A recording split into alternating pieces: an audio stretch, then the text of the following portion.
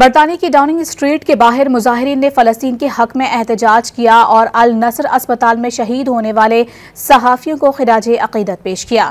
احتجاج میں شریک ایکٹیوسٹ اور صحافیوں نے بینرز اور پلے کارڈز اٹھا رکھے تھے جن پر ان صحافیوں کے نام درج تھے جو اکتوبر 2023 سے جاری جنگ میں شہید ہو چکے ہیں۔ صحافیوں کے مطابق اب تک 197 صحافی اپنی جان سے ہاتھ دھو بیٹھے۔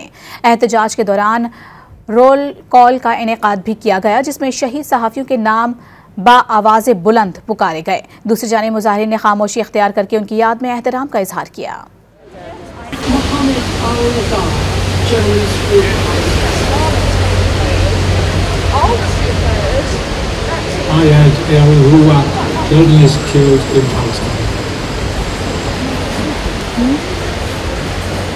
Mohammed Nabil Azak killed in Palestine by Anas al-Sharif and Abdul Hadi Habib, all of them Palestinians.